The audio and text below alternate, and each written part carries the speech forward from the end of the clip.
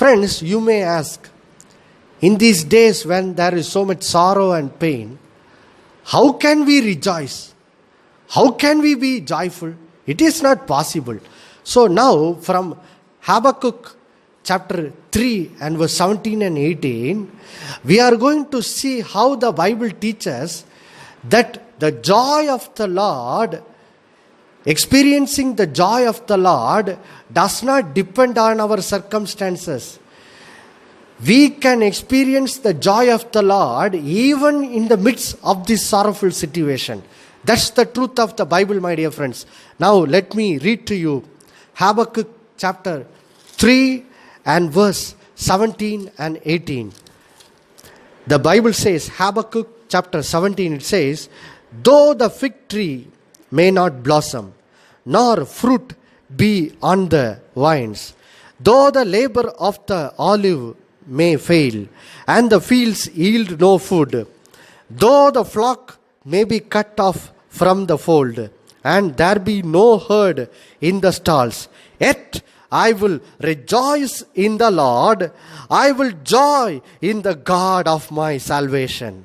Friends, here Habakkuk prophet shares with us an exciting truth. Here he describes a situation in Habakkuk chapter 3 and verse 17. He describes a situation that is very equal to the situation that we are facing in the world today. Here he says, this prophet Habakkuk lived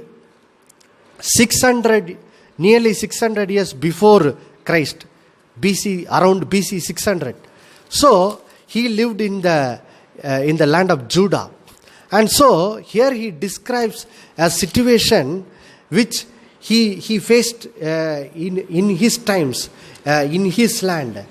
He says, though the fig tree may not blossom, nor fruit be on the vines, though the labor of the olive may fail, and the fields yield no food.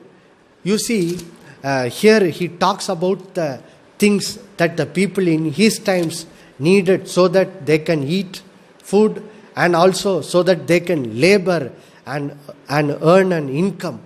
So what were the things that were needed for that purpose? He describes all those things here. He says, he talks about fig tree, fruit on the vines, labor in the field, labor in the olive, flocks, herds.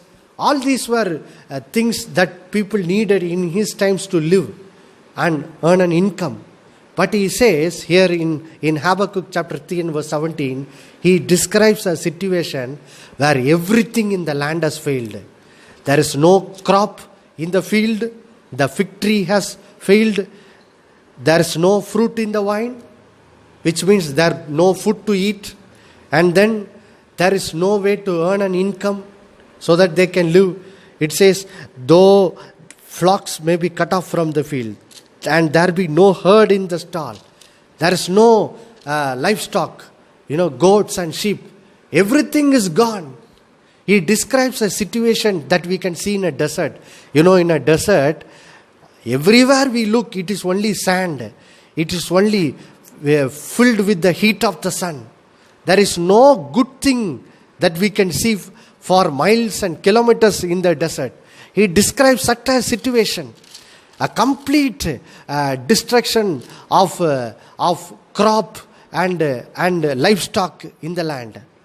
He says, though everything is gone, he says in Habakkuk chapter 3 and verse 18, he says, yet I will rejoice in the Lord.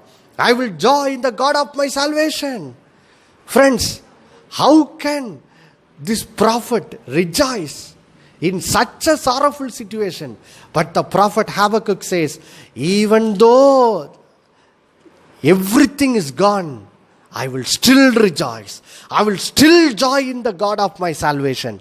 So friends, from these verses, Habakkuk chapter 3 verse 17 and 18, we see the truth of the Bible, which is, even in the midst of a sorrowful situation, we can be filled with the joy of the Lord.